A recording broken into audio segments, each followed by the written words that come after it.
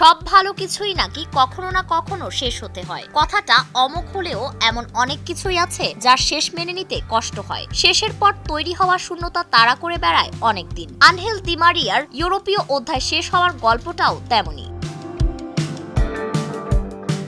এই শেষ ফ্ল্যাশব্যাক মনে করিয়ে দিচ্ছে আনন্দ বেদনার অনেক মুহূর্তকে, যে মুহূর্তগুলোর যোগফলেই রোজারিওর সাদামাটা দি মারিয়া রূপান্তরিত হন একজন কিংবদন্তিতে, যিনি ইউরোপে পরশু রাতে নিজের শেষটাও করেছেন কিংবদন্তির মতো মাথা উঁচু করে।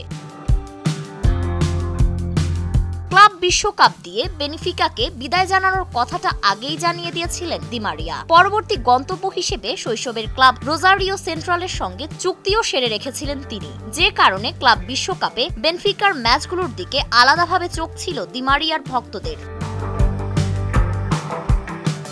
গ্রুপ পর্বে ৩ গোল করে শীর্ষ গোলদাতার তালিকায় যৌথভাবে সবার উপরেও ছিলেন বিশ্বকাপ জয়ী এই আর্জেন্টাইন।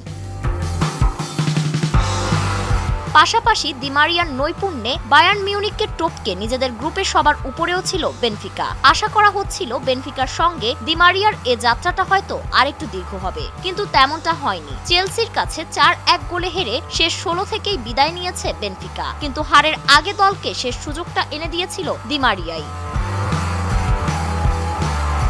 ২০০৭ সালে রোজারিও সেন্ট্রাল থেকে বেনফিকায় ইউরোপ অভিযান শুরু করেন দি মারিয়া। ৩ বছরে এই ক্লাবকে লিগ শিরোপা সহ ৫টি ট্রফি জিততে সহায়তা করেন দি মারিয়া। বেনফিকায় তার আলো ঝলমলে পারফরমেন্স নজর এড়ায়নি ইউরোপের অন্যতম শ্রেষ্ঠ ক্লাব রিয়াল মাদ্রিদের। ২০১০ সালে বেনফিকা ছেড়ে রিয়ালে এসে জুটি বাঁধেন ক্রিস্টিয়ানো রোনালদোর সঙ্গে।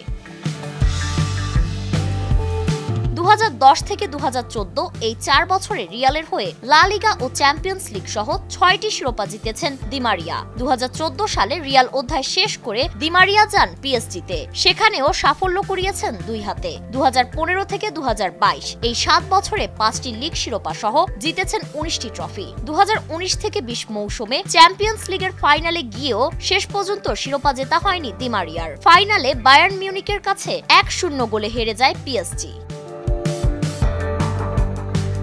প্যারিসের ক্লাবটিকে বিদায় বলে দি মারিয়া এক মৌসুম ছিলেন জুভেন্টাসে। জুভদের হয়ে অবশ্য কিছু জেতা হয়নি তার। এরপর ২০২৩ সালে চলে যান ইউরোপের নিজের প্রথম ক্লাব বেনফিকায়। সেটাই ছিল মূলত তার শেষের শুরু। পর্তুগিজ ক্লাবটিতে গিয়ে মূলত নিজের বৃত্ত পূরণ করেছেন দি মারিয়া, আর এই বৃত্ত পূরণের গল্পটি শেষ হলো ঝঞ্ঝা বিক্ষুব্ধ এক রাতে। Sports desk, Naya Diganta.